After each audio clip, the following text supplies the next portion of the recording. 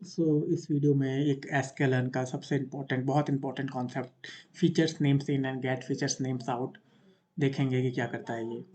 तो let's check this out. इसके लिए मैंने एक नई फाइल बनाई है जिसमें मैं रिक्वायर मॉड्यूल और फाइल को इंपोर्ट कर रहा हूँ, डेटा को इंपोर्ट कर रहा हूँ। तो सैम्पल 5 सैम्पल ये देखते हैं।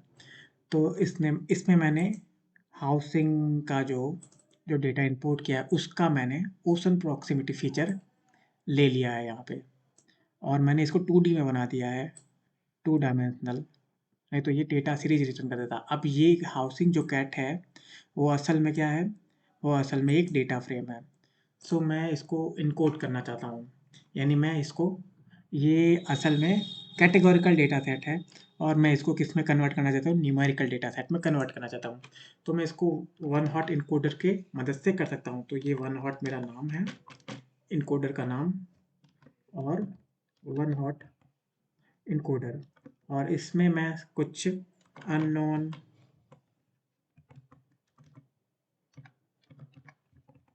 हाइपर पैरामीटर सेट करने पड़ेंगे।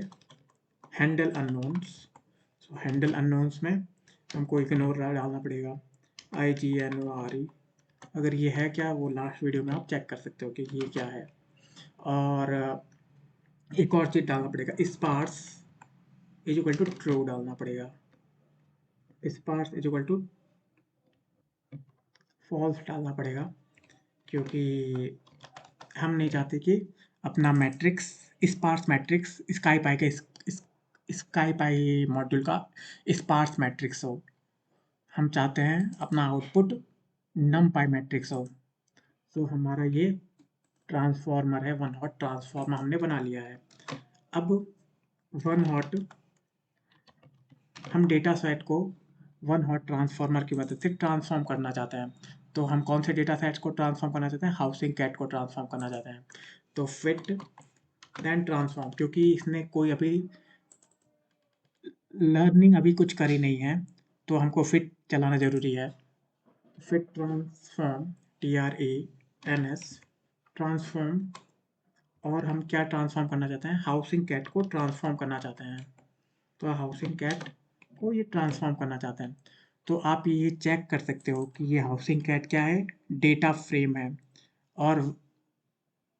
और इसका रिटर्न क्या करता है, ये डेटा फ्रेम को लेता है, लेकिन डेटा फ्रेम को ये इनपुट में लेके, लेकिन ये रिटर्न क्या कर रहा है, नम पाई एरे रिटर्न कर रहा है। मतलब पांडाज का डेटा फ्रेम इनपुट में ले रहा है और नम पाई एरे रिटर्न कर रहा है। तो इसके फीचर्स नेम्स कहाँ गए, वन हॉट इनकोडर के फीचर्स नेम्स कहाँ गए।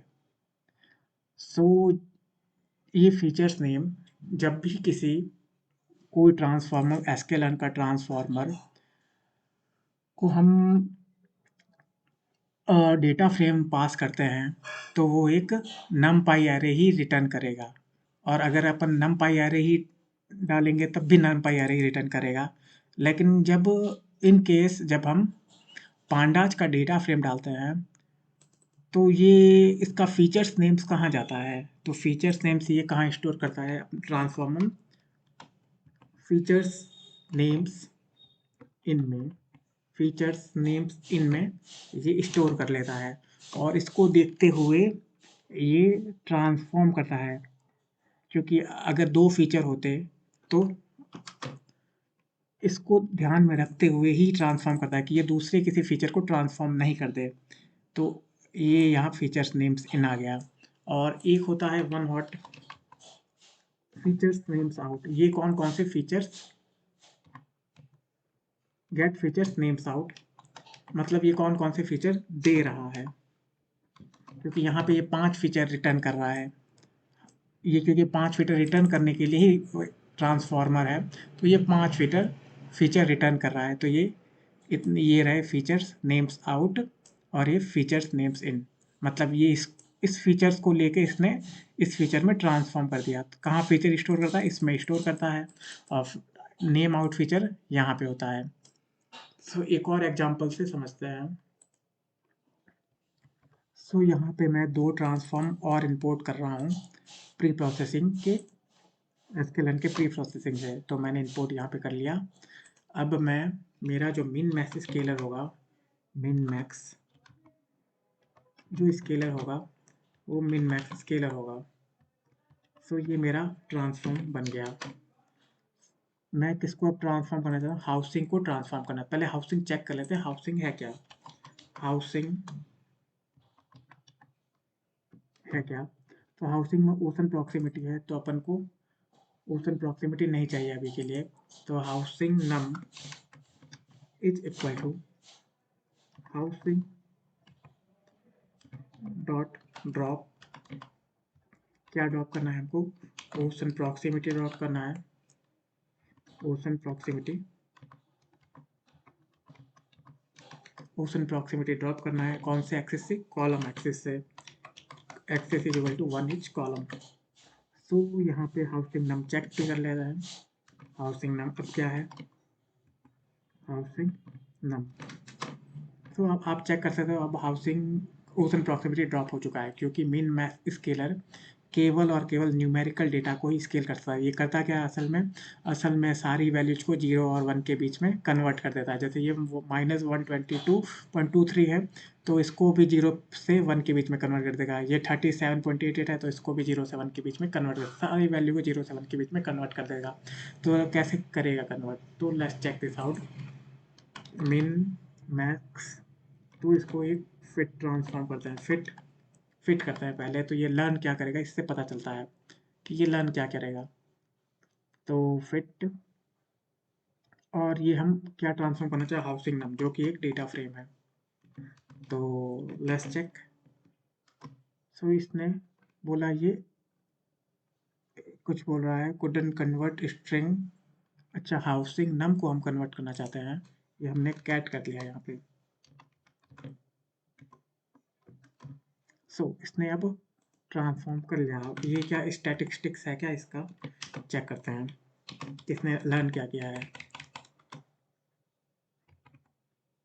सो ये set output, set parameters, scale, देखते स्केल क्या है। तो इसने ये सब स्केल पैरामीटर लर्न किए हैं। तो अब ट्रांसफॉर्म करते हैं इस डेटा सेट को। चलो ट्रांसफॉर्म करते हैं min max.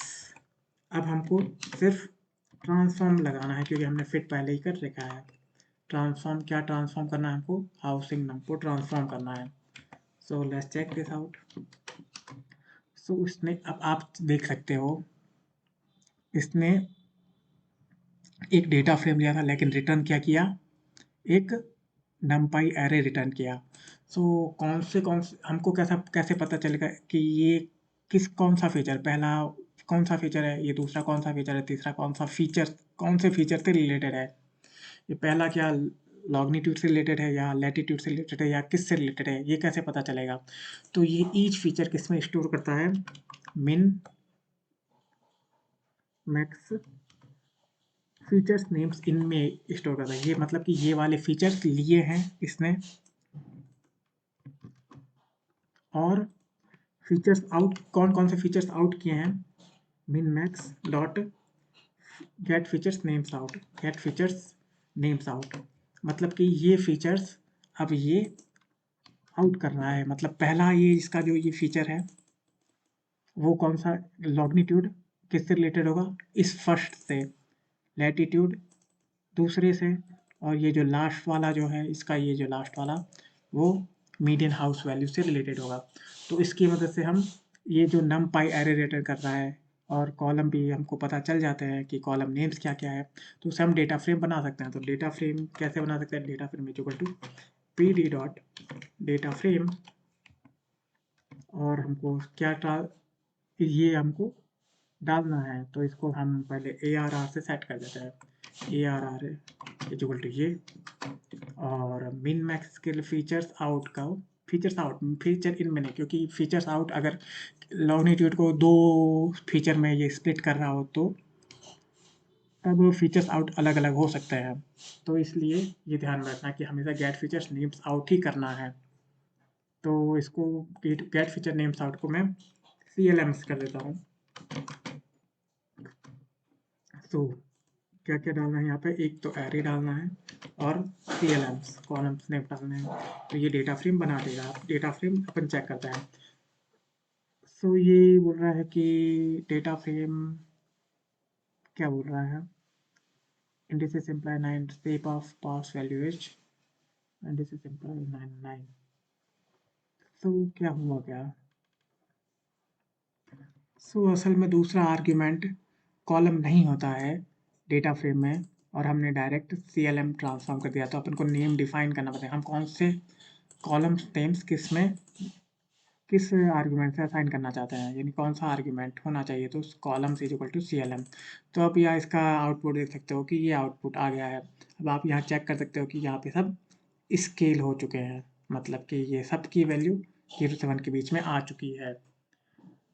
So thanks for watching this video. In next video, we will check out multiple type of scaling. Like here we saw uh, min-max scaler, and in next video we will show standard scaler and min-max scaler both.